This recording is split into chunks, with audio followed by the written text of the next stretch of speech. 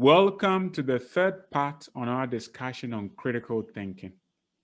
Our topic now is using inductive reasoning. What is inductive reasoning? Let's get into it. Inductive reasoning, also called induction, is one of the most basic types of reasoning. The name inductive reasoning or just induction. What is it? It is the process of arriving at a general conclusion based upon specific facts. The process of arriving at a general conclusion based upon specific facts. So, how do we do that? For example, you observe specific facts.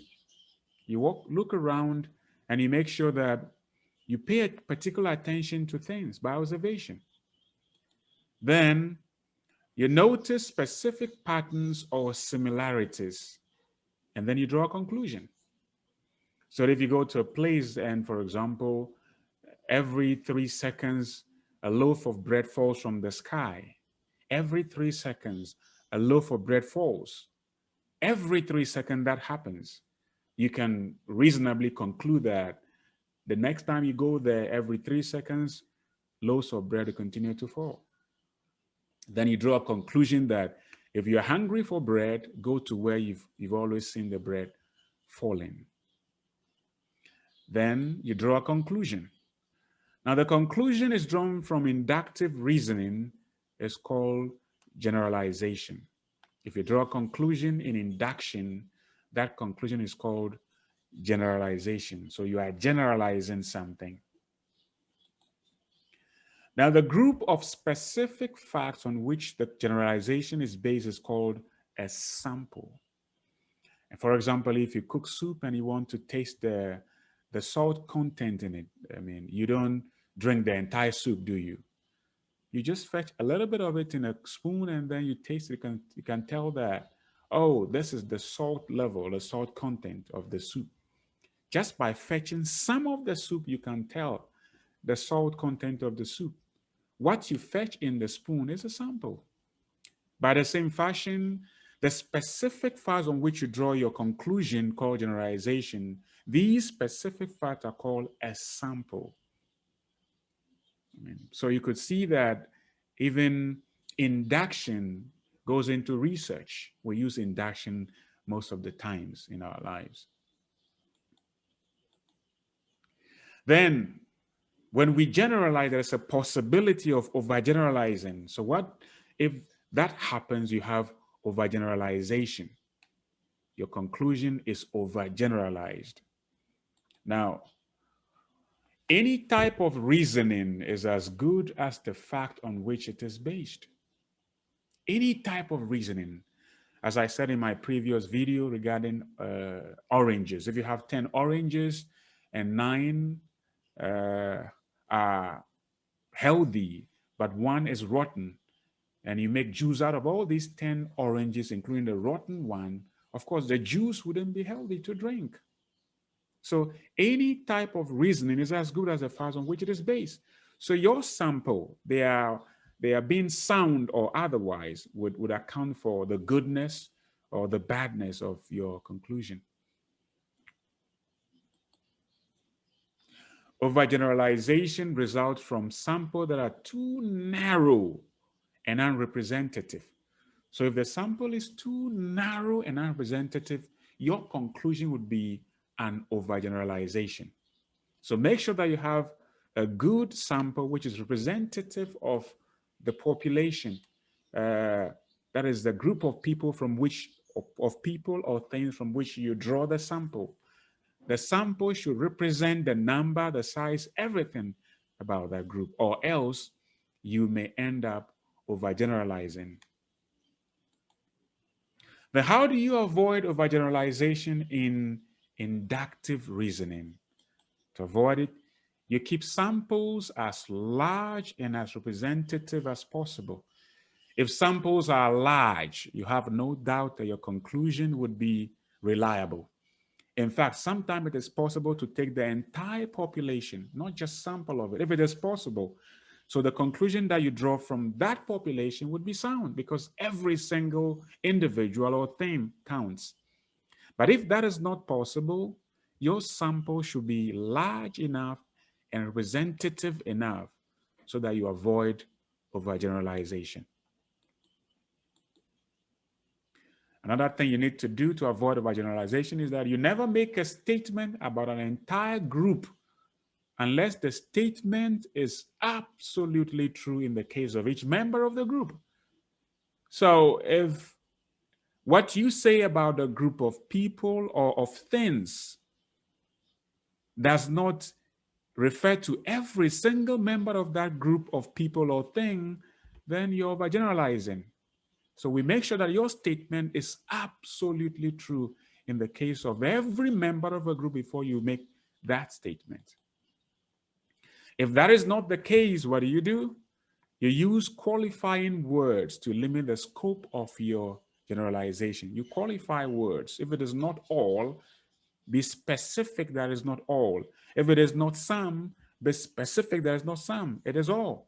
So we can use some of these words. So you use qualifying words to limit generalizations. If it is absolute, what do? You can use words like all, every, each, none, never, always. So for example, sometimes you speak to someone and the person doesn't understand what you're saying. We end up saying he doesn't know anything. But is that true when it comes to inductive reasoning, that there is a human who doesn't know anything? No, that is false. So we should be careful when it comes to our choice of words, particularly when we follow the process of reasoning. So we only use all, every, each, none, never, always, when it is true in the case of everything or everybody in a group to which you refer. But if it is partial, what do? You use words that qualify partiality, like some, few, a few, occasionally, sometimes, hardly, little, or any other qualifying words that show that there is a reference made to just a part, not the whole. So in reasoning, we want to be very careful when it comes to our choice of qualifying words. So if it is just some, we don't say all. If it is every, you don't say just some. We want to be absolutely true as possible when it comes to reasoning, particularly in inductive reasoning. Then we would like to move on to, we are still in inductive reasoning, what we call stereotyping as part of inductive reasoning. What is stereotyping? Stereotyping is the most dangerous type of overgeneralization. Why is it the most dangerous? Because it's about people of a particular race, particular sex, particular social status, particular profession, ethnicity, religion. It can also be about things of that belong to particular places. So it is not just about people anyway. It refers to people and things.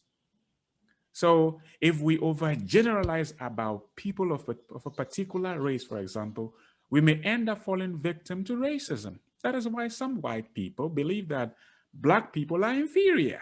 Of course, they are wrong.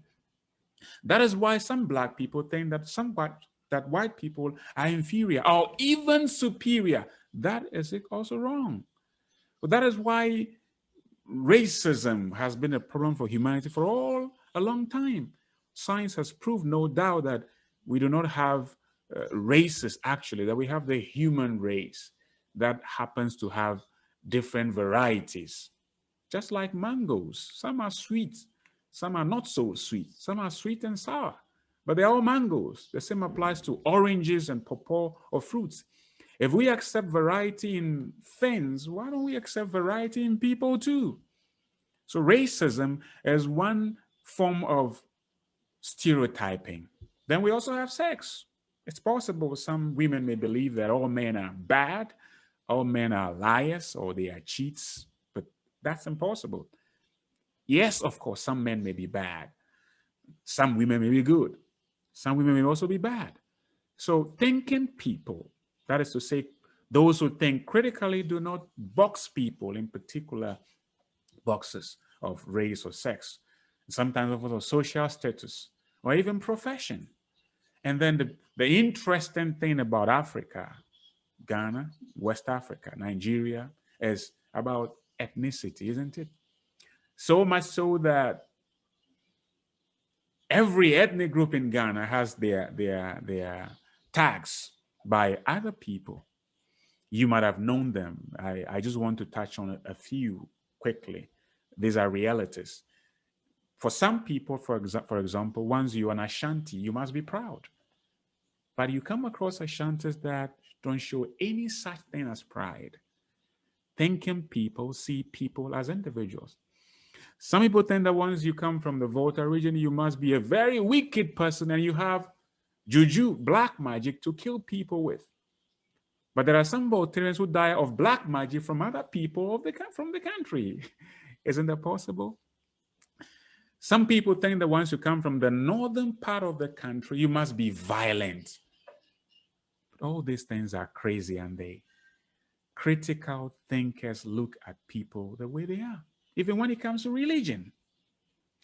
Some people think that once you are Muslim, you have to find it very difficult to associate with people of other religion. You are violent, you are terrorists. But is that the case? There are some Muslims that you are so peaceful that you enjoy being with.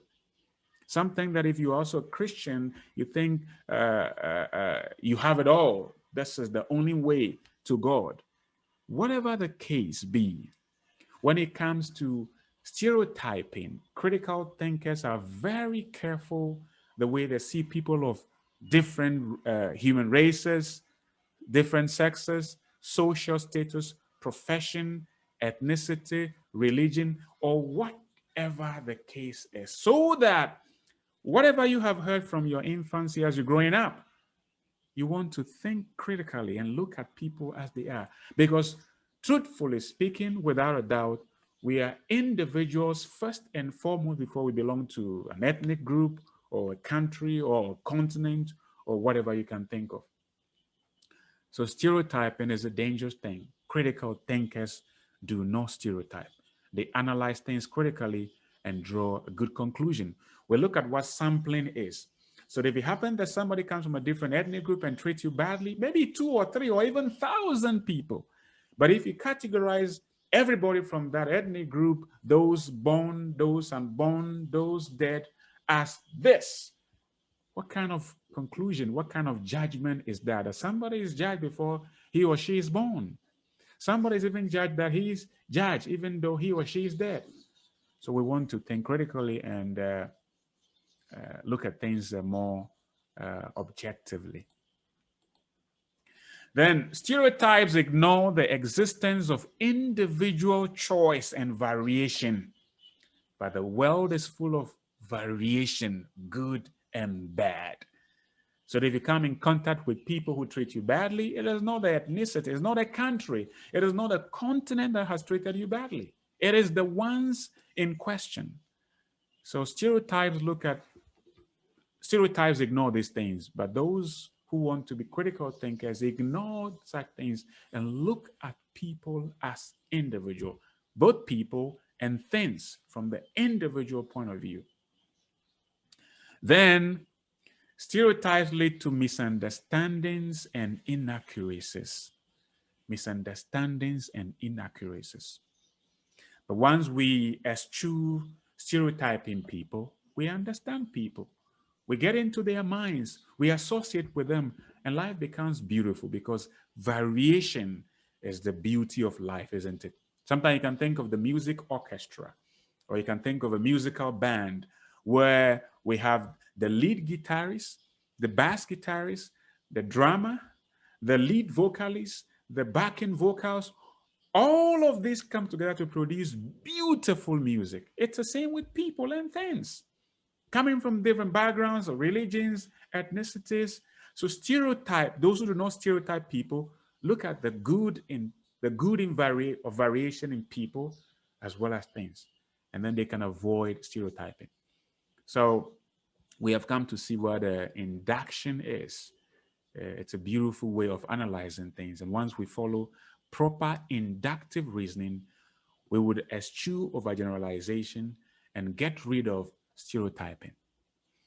So on this note, we'd like to close over here and then continue with deductive reasoning in the next discussion. Have a nice time.